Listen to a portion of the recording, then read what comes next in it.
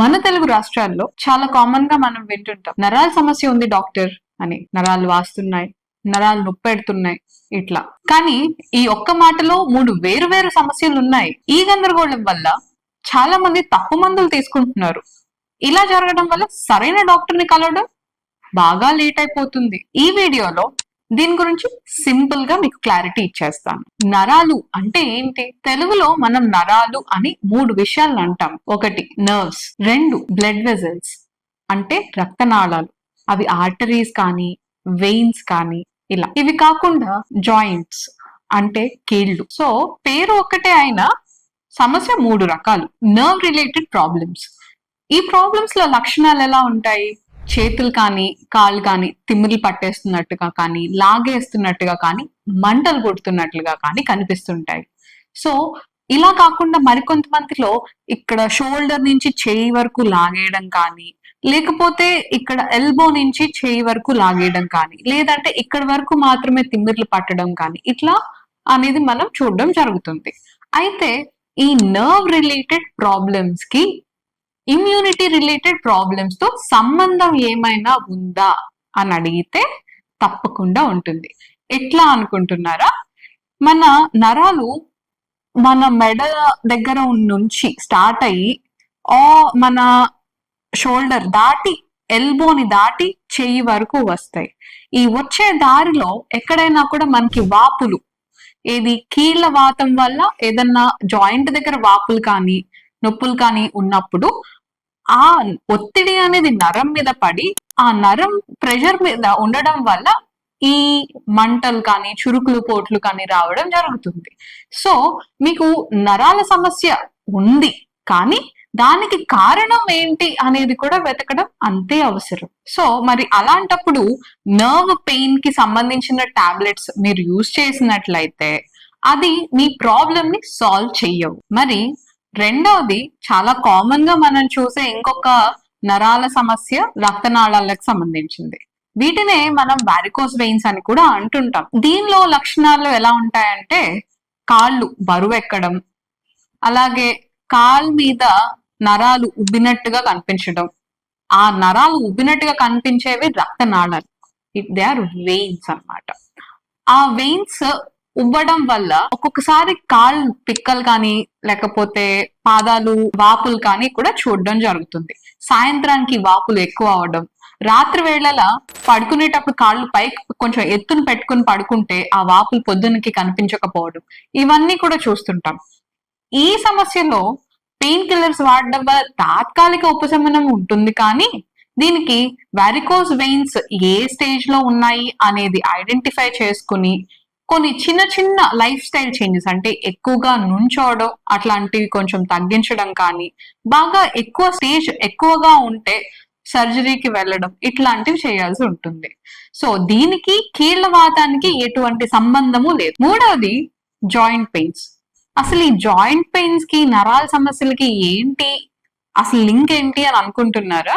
చాలా మందికి కామన్ గా ఈ నరాల రిలేటెడ్ ఇష్యూస్ ఉన్నప్పుడు చేతులు రాకపోవడం కానీ, పట్టుకుపోవడం కానీ చూస్తుంటాం. అది ఎలా ఉంటుందంటే, ఈ జాయింట్ ప్రాబ్లమ్స్ ఉన్న వాళ్ళల్లో కూడా పొద్దున్నే లేచినప్పుడు చేతులు కాళ్ళు పట్టేయడం కానీ, లేకపోతే తిమ్మిర్లు లాగా అనిపించడం కానీ చూస్తుంటాం.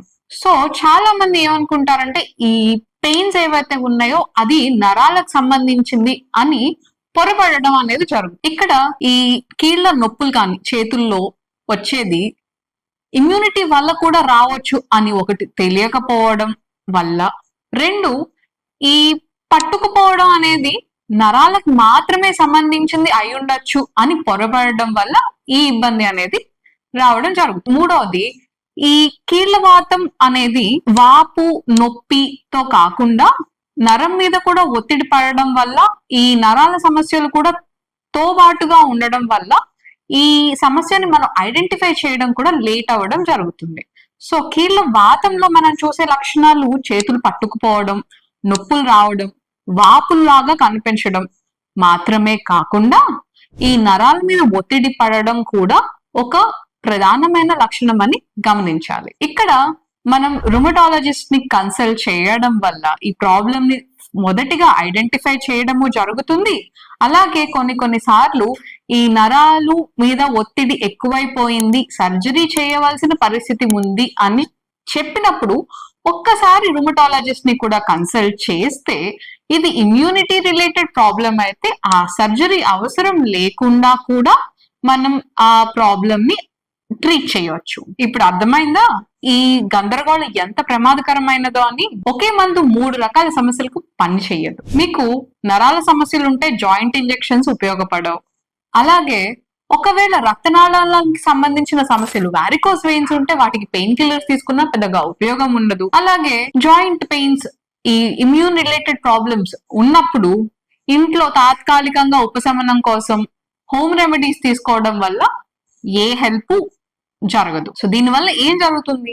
పెయిన్ పదే రావడం జరుగుతుంది. మీ ప్రాబ్లమ్స్ మరింత పెరుగుతూ పోతాయి.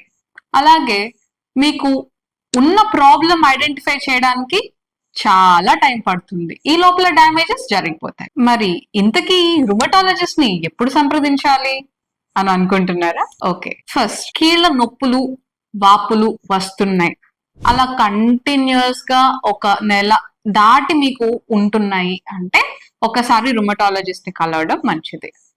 2, ఈ నరాల నొప్పులు కానీ ఎక్కువగా ఉంటూ ఏ టాబ్లెట్ వాడినా మీకు దానికి రిలీఫ్ రావట్లేదు అన్నప్పుడు అది ఇమ్యూనిటీ ప్రాబ్లం వల్ల ఏమన్నా ఒత్తిడి వల్ల కానీ లేకపోతే నరం మీద డ్యామేజ్ ఏమన్నా జరుగుతుందా, దాని వల్లనేమన్నా వస్తుందా అని అంచనా కోసం ఒకసారి రుమటాలజిస్ట్ ని కన్సల్ట్ చేయడం మంచిది. ఇది కాకుండా మార్నింగ్ లేచినప్పుడు చేతులు కానీ కాళ్ళు కానీ పట్టేస్తున్నాయి, ఈ చలికాలంలో నొప్పులు ఎక్కువైపోతున్నాయి, బాగా ఎక్కువైపోయి కనీసం మీ పని మీరు చేయలేకపోతున్నారు, అట్లాంటి టైంలో కూడా ఒకసారి రుమటాలజిస్ట్ ని కన్సల్ట్ చేయడం వల్ల మీ ప్రాబ్లం ఎక్కడ ఉంది అనేది మనకి ఐడెంటిఫై చేయడం జరుగుతుంది. సో రుమటాలజిస్ట్ దగ్గరికి వెళ్ళడం అనేది లాస్ట్ ఆప్షన్ కాదు, ఇది first step towards your diagnosis. So నరాల సమస్య ఒక్క పదం మాత్రమే, కానీ కారణాలు వేరే, చికిత్స వేరే. అందుకని సరైన డాక్టర్, ఒక సరైన డయాగ్నోసిస్ జీవితాన్ని సరిచేస్తుంది. ఈ వీడియో మీకు ఉపయోగపడితే షేర్ చేయండి, ఎవరైనా తప్పుదారిలో వెళ్తున్న వాళ్ళకి ఉపయోగపడుతుంది. అలాగే ఒక లైక్ చేసి ఛానల్ ని సబ్స్క్రైబ్ కూడా చేయండి.